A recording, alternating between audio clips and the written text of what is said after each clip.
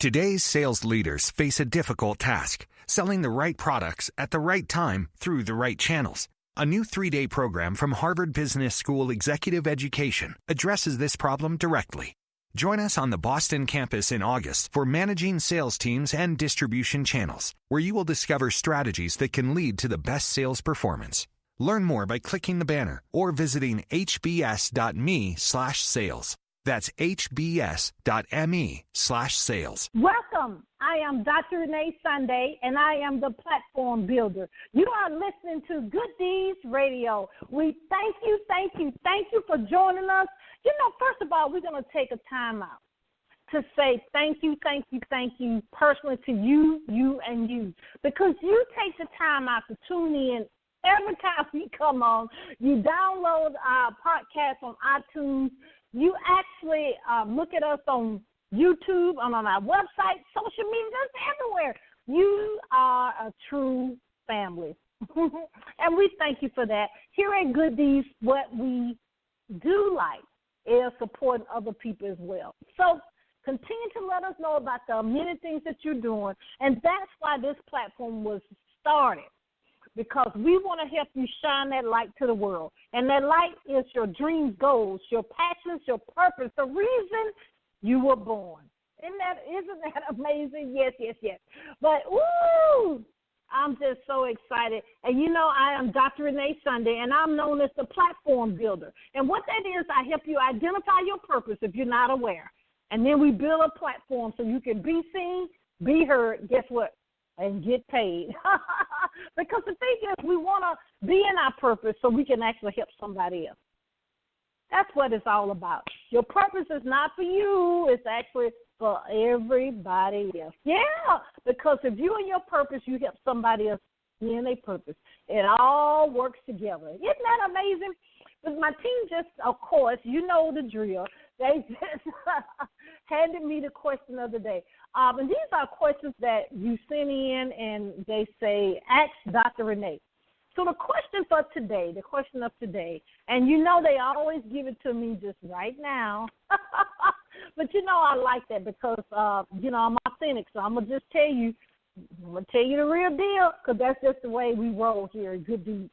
But the question is, Dr. Renee, we have heard through you sharing your story that you grew up in poverty, that you grew up in Birmingham, Alabama, and they said, well, how did you shape, if you will, and I'm just paraphrasing, your mindset to go from that to what you are now? You know, because people know in my story, I went from 6 figures to zero in one day. And, of course, I just love it that God always bounced back, and he bounced back with what? With more. He loves to multiply, right?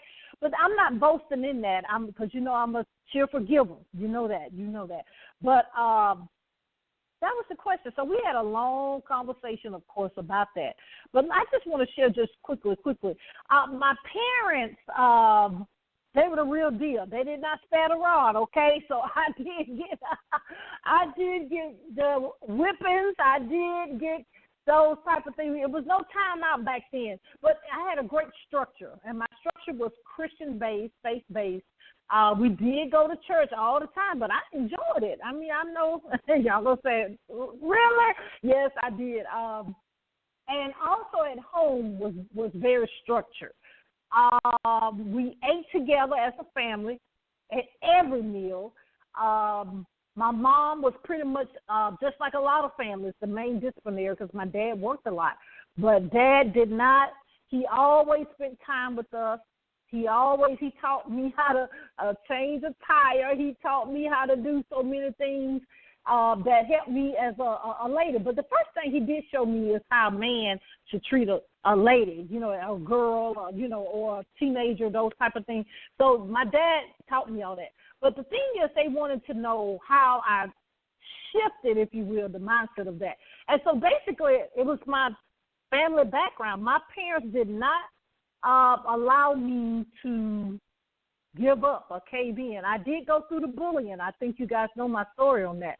I did go through bullying. I came home to tell my parents about it. Of course, they took it to the school. But they told me that I was beautiful and I was wonderfully made, that I could do whatever that I put my mind to. But they actually gave me great structure. My parents was always at the school, and I made it. I mean, I did a great job, and my parents did a great job. As you know, I was class valedictorian the 12th grade, and I was, what was I in the 8th grade? The 8th grade, I was the president of the class, and then I was in the band, the session leader for 3 years, a whole bunch of things. But the thing about it is I give all that to God, number one. Number two, my parents, they really structured me in the things that I had to do and what I had to say. And I look back on it, and I love it, because now I can help other people and tell them in that story of how, what the Bible said, did anything good come out of Nazareth? Yes, it did. Okay? And then that can happen to you as well, no matter what your past is. That's what I want to let you know. You can actually do whatever you put your mind to. Okay? Now, send questions in. You know I'm going to answer the question, right? But we have to get to our amazing guest that's with us today. I just love to read his bio, but just briefly, Dr. Paul Miller is the author and principal of and CEO of Green Tech High Charter School. Dr. Paul Miller has emerged as one of the most sought after and innovative leaders in urban education. He is the author and, as I said, the principal and the CEO of Green Tech High Charter School. Guess what? In Albany, New York. A school that takes some of the most at-risk minority boys and turn them into what? Scholars. Amen. I love it. His expertise in mindset. You see my team, how they do me? Mindset development, school system and revitalization, and educational leadership attracts administrators, teachers, community leaders across this nation who are seeking ways to keep youth more engaged in education and to increase, guess what? Academic achievement. I love it. Diligently working to eliminate the so-called, you know what it's called, achievement gap. He is a powerful voice and authority on issues pertaining to the social, economic, and educational welfare of the urban and minority communities. So much so that he has been invited to speak and present several workshops on various national platforms that we know greatly. Bishop T.D. Jakes, the great media great himself, Roland Martin, and the Southern Christian Leadership Conference, and many more. The thing about it is, I just love it that he actually is there, the presence. He's there to actually, you see something that's not going right, you take action, and I love it. But we want to welcome none other than the amazing, the world changer himself, Dr. Paul Miller. Are you there? Yes, I'm there. Can you hear me? Hello? Yes, welcome, Dr. Miller. How you doing? I'm doing wonderful. How are you doing? Yes, let's pause just a minute. Dr. Miller, turn your volume up a little bit. The team says it's doing a little something. Can you hear me? My volume's up all the way. Yes, okay. That's it, Dr. Miller. Welcome to Good Deeds. How you doing? Oh, I'm doing excellent. Thank you for having me. It's an honor and privilege to be on your show. Wow. So I didn't do good justice. Tell us a little bit more about yourself and you're just doing you, I know, but the amazing things that you're doing in your area and of course in this whole world. Well, thank you. So just a little bit about me. I am originally from Rochester, New York. So Rochester, New York is Western New York, which also Rochester, New York, just a little bit about where I'm from, the highest murder rates per capita in New York State, sometimes top 10 in the country. It is the 5th poorest city in the country. It is the last time they published graduation rates for black males, it was at 9%. It was nominated the 7th most dangerous place in the country. So Rochester is a pretty it's a pretty adverse place. And so I'm from the middle of the projects in Rochester, New York, and I grew up there in a single-parent household.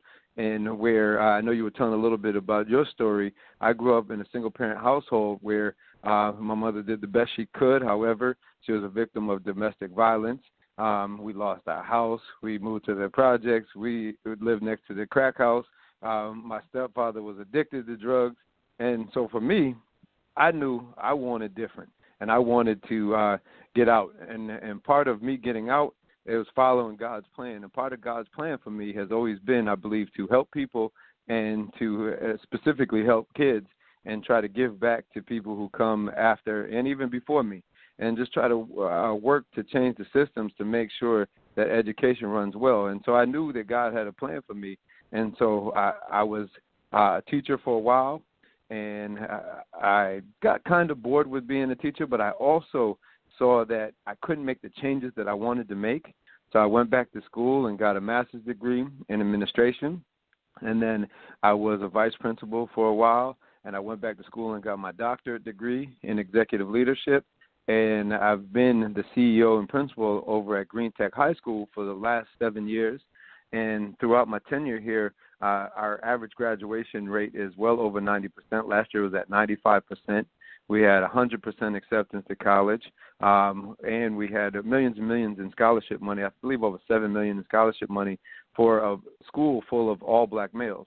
So my demographics at Green Tech High are 97% males, 97% black males, 100% males, and we're an all-boys school in Albany, New York that faces over 87% poverty, yet we're producing rates that are higher than most private schools. And so we're producing and we're able to make things happen. So a lot of the systems that I've true and tried over the years, we've put in place to make sure that we're successful here. And I also write about them in my books. I have 2 books where I discuss various topics. And just throughout the course of these last almost 20 years in education, I've worked to try to make sure that wherever I'm at and even where I'm not at, and helping people to build a legacy for young men and young women, but especially our young men, and trying to get them to a place where education is their priority. Wow. First of all, I commend you. Ooh, Dr. Miller. Purpose is something else, isn't it? Absolutely. You got to listen to what God wants. Oh, wow. Well, let me ask you this because, and I'll be very transparent, ladies and gentlemen. I wondered when I was going to have an opportunity to say this publicly, so it's now. I realized as life happens, number one, and the different journeys that I've been on, talking to so many people, interviewing and just being out in the community, the type of poverty, like you just said, what I went through was totally different. It's different stages, if you will. I don't know if anybody had actually penned this or not, but it's different stages of growing up, if you want to say growing up in the hood or poverty, because what I came up, as I just said, what did I just say? I had my mom and dad in my home, but I did have one pair of shoes. I ain't have all that, but we did have the, and I would just be honest, we did have the fighting dogs in our neighborhood. We did have the drugs. My parents told us that they were having a church meeting in front of the in front of the church, in front of the convenience store, and we believe that to a certain extent, But talking to people, interviewing people, it was a rude awakening to me, Dr. Miller, that is different stages or different, and we shouldn't do that. I know, put things in a category, but it really is, because it's totally different in one area versus what you said. And you said before you implemented this divine appointment on your life, it was only 9% graduated from high school. That was in my hometown in Rochester, New York. And your so hometown. My hometown. And here in Albany, New York, when I got here, it was around 57%. And so after I was here, for 1 year, we went up to about 80-something%, and then we've been anywhere between typically 85 and 95% graduation rate. So last year we were at 95%, and we graduated 95%, 100% acceptance to college every year I've been here.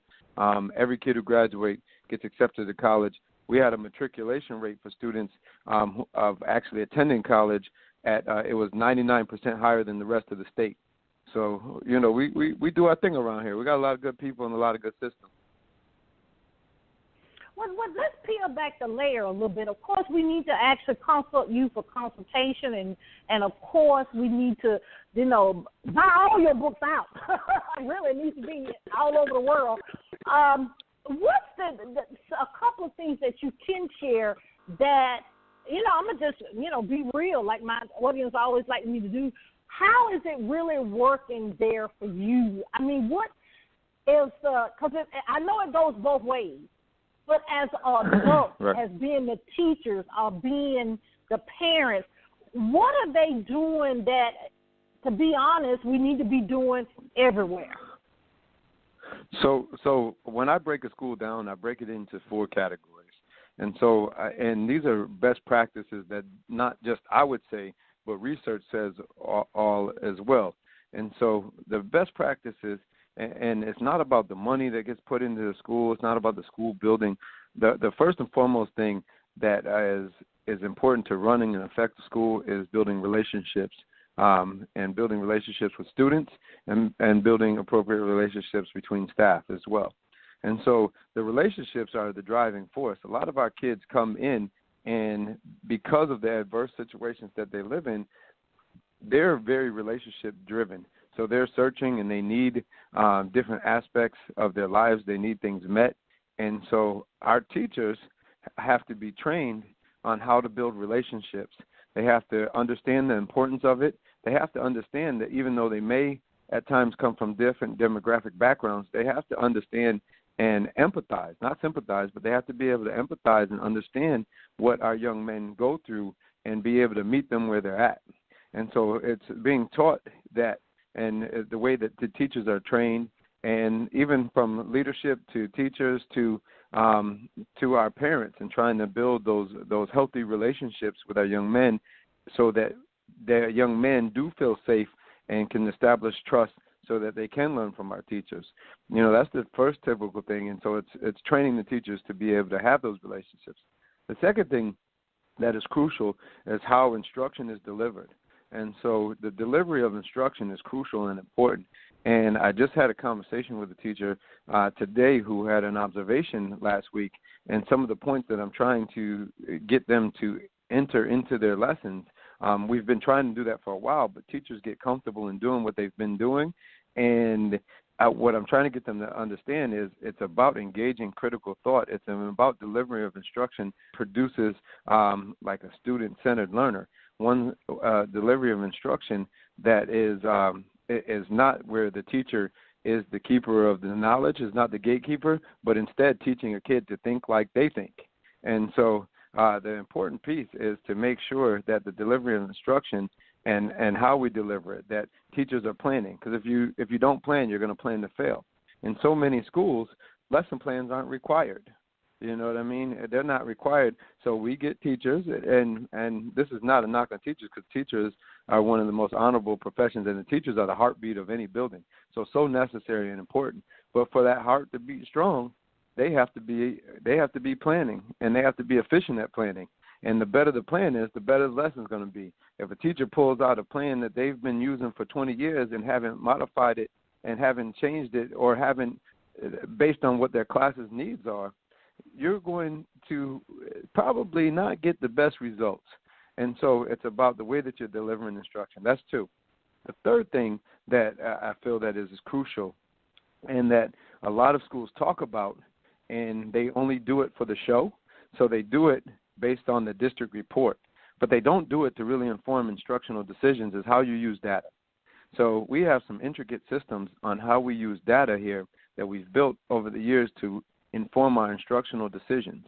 And so you're taking those data, that data set, and using it to form instructional decisions, and then it changes the way that you deliver instruction based on the data that you're receiving. And then last but not least is being accountable. So the accountability piece. Now, in so many schools, the accountability is just looking at the students' accountability. But teachers need to be accountable. Other staff need to be accountable. Leadership needs to be accountable. Students need to be accountable, and so do parents. And so it's building in systems that are inclusive and trying to hold everybody accountable, so where they're holding themselves accountable and setting these high standards where people don't want to disappoint and let each other and their colleagues down. They don't want to let their students down. Students don't want to let teachers down. And so having a high level of accountability. Now, don't get me wrong. None of this is a perfect system. This is the good fight that gets fought every day. But what is different between where I'm at and maybe some other places is that we're never going to stop fighting. So just because we tried something and it didn't work, we're going to find another way to go over it, around it, through it, because it's a lot of it's about the mindset and not allowing failure to hold us back. And it's not failure until you quit. And so those are the main systems, that the main points, and then we have systems built in with each one of those main points that help us run a successful school building that may be different than some other places. And the difference is, instead of just talking about it, they say don't talk about it, be about it. We make sure that we're being about it. That's just so powerful, Lord. I just have because I just recently heard this maybe about 3 or 4 months ago. And this is one of in Alabama. Well, I don't know if it's the whole state. Let me just say it was in some parts of Birmingham, Alabama, that they don't do standardized testing anymore. And I know that charter schools, sometimes runs a little different curriculum, et cetera, et cetera. What type of system or just overall curriculum do you have? Do you have the grading system, or is it more of a I heard people say pass, fail, those type of things in different high schools and stuff now. Right. So what works for your system? Right. So that's a good question. So the charter schools is higher than that for the traditional public school, because we're still a public school. We're just a charter public school. And so New York State and Massachusetts typically have the highest accountability rates for charter schools. And so I have standards that New York State says I have to meet, and then the governing body, which is the SUNY, which is the State University of New York and universities, they govern most of the charter schools, and then the Department of Education, I believe SED, governs the other half. And so I'm governed by SUNY. So SUNY gives me an accountability plan where I not only have to meet New York State standards, but I also have to meet SUNY standards. So for example, passing in New York State, to pass is a 65, typically for classes and typically for what they call Regents exams. So that's the state testing here in New York State.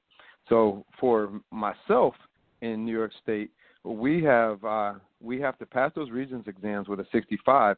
But then my SUNY accountability plan states that I have to have 65% of my kids scoring 80 or better on math, and I have to have a 65% of my kids scoring 80 or better on English exams. And so if I don't meet these accountabilities, then they look to shut us down here in New York State. Also, I have to have over 75% of my kids graduate. I have to have certain college acceptance and other rates that we have to authentically produce, or we won't maintain open. So to do that, we have to what we do is we have to be able to pass these exams. Now, what's interesting is this year alone, my population that came into me, my ninth grade population that came into me, 75% of them came in under grade level with reading and math levels between first grade and 10th grade, with the majority of them on a sixth grade reading and math level. So I have to take them from that sixth grade math level and reading level on to being college ready. So our goal is to help them, and we put in systems that help push them along college that we need by reinforcing the skills that they're missing. However, we do have to also prepare them for these exams. So there's at least five exams, the minimum that students have to pass to graduate. If they want an advanced Regents diploma, they have to pass 8 exams. And so in New York State, 65 is passing, and I have to get them to that and above and beyond to pass these exams. So curriculum-wise, what we do is we follow the state standards, we follow state curriculum, but here we create our own curriculum based on the students' needs. So I believe teachers are the experts. And so based on the standards and based on backwards by design, which is planning backwards with the end goal in mind, we take the standards and we take what we know as the experts, and we put that into the course based on what the students need, not just going off of what the state tells us they need. And then we're able to design the course based and the curriculum based on what the expert, who is the teacher, is saying that they need based on the data, because we analyze the Regents exams and the other data that we need of what students need to know. And we try to do that in a way that's comprehensive. So I hope that answers the question. I know that's a long answer. Oh, no. I really respect you being in your craft. I'm going to say your craft, but being in your purpose, because that sounds amazing. But you know what came in my spirit while you were talking? This system, of course, I'm on the outside looking in. This sounds like this would be great. Unfortunate with so many people coming out of the system, meaning, jail, prison. I mean, it would be somewhat similar, because I think we have to restructure the mind. But then, like you just said, if so many people, from my understanding, I mean, technology, I love it. But there's so many people that's adults, we're going to say adults over 18, that can't properly read. And so when we actually, that's just something that came in, you may want to, but something that you want to look into, because something like that system would be great with some adjustment, of course, when people trying to acclimate themselves back into the system, because, okay, the GED is one thing, but you got to get to the point of passing the GED, et cetera, et cetera. Wow. Right. Yep. And actually, you're right on. I just actually did a professional development for some teachers in Harlem, incarcerated students or students who have been incarcerated. And so we just did some professional development for them, and just trying to get them to engage the students more and try to give them a kind of a new thought process on how to provide information for the students. And so that turned out well. So absolutely, I'm definitely all on and all aboard to do whatever can be done to help people to think about education just a little bit differently and how they can engage and incorporate their students into what they're doing. Because at the end of the day, without the education is a great equalizer. So whether you could have done 20 years in prison, but if you come out and you have a solid education and you're able to do that, and you're able to go to college and you're able to receive different degrees. I got a friend right now who I think he did about 7 years. However, he was able to come out, he got his bachelor's degree, got his master's, and now he's starting his doctorate degree, and he's an educator, and he also has his administrative degree within schools. People have quaintly forgot that this brother did 7 years. Now, I knew this brother when we was hustling in the streets together, and we was doing all kinds of things we had no business doing, and he got caught out there. But that education has put him in a spot where now he could provide from his family and do things and give back at a different level because of the education, and he didn't allow the system to hold him back. Because the system will hold you back, but we have to be creative and find ways to progress. Wow. I just love it. Dr. Miller, do us a favor, because, time goes by so quickly here. I love New York. But, with your system that you have been entrusted with and the amazing team and everyone that's playing a part in these young people's lives, I commend you. I thank you for being in your purpose. But how can we, being in different states, being even in other countries, how can we help get this acclimated or even into our system so we can at least start a conversation, and then we can actually, go from there? How can we do that? And then tell us, of course, how we can contact you to come speak, come do workshops, seminars, etc., and then how we can actually get your publications and how we can support you on social media as well. You know what? I think the biggest, information is power. So I think the biggest way that we can do this, and is the first has been, and it might sound corny and generic, but having open hearts and open minds. And as adults, we get so used to doing what we do and how we do it that often we're not willing to take a step back and open our minds to do things a little bit differently. And even in my book, so in my book called We Need to Do Better, Changing the Mindset of Children Through Community, Family, and Education. So what I do is we go through a little bit of a historical context, and I look at the historical context and how the chains of psychological slavery have still hinder us to this day, and how we can begin to change that mindset and break some of those psychological chains. And you know what? A lot of times it's not necessarily just the kid, it's the adult that's working with the kid and breaking their mindset and improving their mindset so we can help children improve theirs. And a lot of times what has happened is the kids haven't changed, the adults have changed. And so we have allowed things such as technology and other things to overtake us, and we stop fighting that good fight. So a lot of it, is just a matter of taking a different mindset and having an open mindset and being open to the dialogue of doing something different. And change is hard for people. A lot of times people don't like change. But being willing to look at something and look at your own practice and look at, just as something as simple as, for my educators out there, think about when you ask a question to your students, how many students typically answer that question? So you might ask a simple mathematical question or a science, or you might ask them to hypothesize about something, and you typically, and what research shows you is you will typically get 1 to 3 students answer the question. But how do you know that they're all engaged? How do you know that they're all paying attention? And what if we could show you a way to ask and get all students to respond to a question at the same time and be able to then transform what they're saying into critical thought to improve the nature of what you're teaching? And so, again, what I'm getting at is, as an educator, even as a person, you have to be open and willing to make the changes necessary and look at your own practices. So that would be my starting point, is having people look at themselves and being able to take what they're doing, be reflective, and be willing to be open to changing it. So you asked me, where can you get my information from?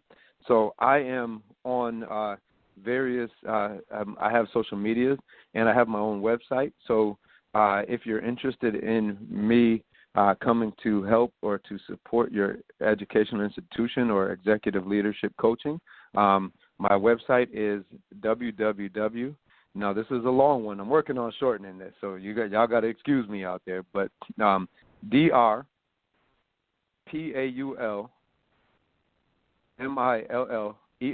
so that's Dr. Paul Miller, executiveleader.com.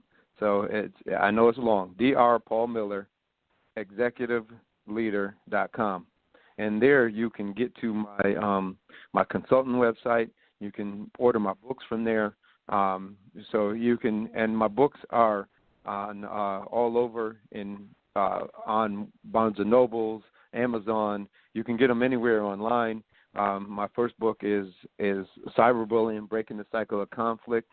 It was a qualitative study on the black with cyberbullying in the urban environment. And then my second book is We Need to Do Better, Changing the Mindset of Children Through Community, Family, and Education. You can get me on Facebook, Paul Miller, EDD. On Instagram is Doc Miller, DOC Miller 42, and on Twitter is Dr. Paul Miller 42. So I'm around. I'm out there on social media. If you hit me up, I definitely will respond. I'm not a Sadiddy brother. If you hit me up, you'll get a response from me. So I'm out here trying to do the real work and trying to do what I can to not just help my community, but help other communities as well. And so my main life goal is to help promote positive change for our youth and to try to do it through education. And I'm willing to work with whomever wants to be worked with. Amen. I commend you. We thank you. Thank you so much, Dr. Paul Miller. As I said before, thank you so much for being in your purpose, but we thank you so much for taking time out of your busy schedule to be a guest here with us on Good Deeds. If you need us for anything, please don't hesitate to contact us. Oh, please, and thank you so much. I'm honored to be on the show. It's an honor and privilege, and please stay in contact if there's ever anything I can do. I'm more than willing to do it, and let's do some good things for our communities. Amen. You're right about that. Whew. Lord have mercy.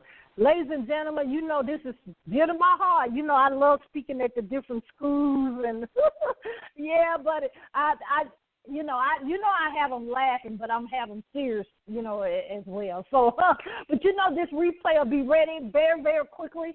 We have it on iTunes. We actually on a new platform called Podbean. We didn't get a chance to promote that, but you'll see that coming through. And we're just a lot of places that you can listen to us, download, and share with your friends and family. If you want to be a guest here on Good Deeds, you know how to contact us. If you want to advertise, if you want to sponsor, if you want your own radio or TV show, we can help you with that. Publishing, I know you want to finally get that book out, that poetry out, you want to get it out. We have different packages for that and online courses. We also have a grief counseling, and we have books for that and actually online courses so we can get you on the other side of grief. Amen? You're going to still miss them. That's it. I still miss my brother, but you got to get on that other side of grief, and what I mean by that is so you can shine your light to the world, okay? But you know what? We love you here at Good Deeds. We love you. But always remember, you do have a calling. You have a reason you were born. You're not a mistake. You have to, don't stop. You have to get it. And what you have to get your purpose, and get your purpose now. This is Good Deeds, and this is Dr. Renee Sunday. See you next time. Bye-bye.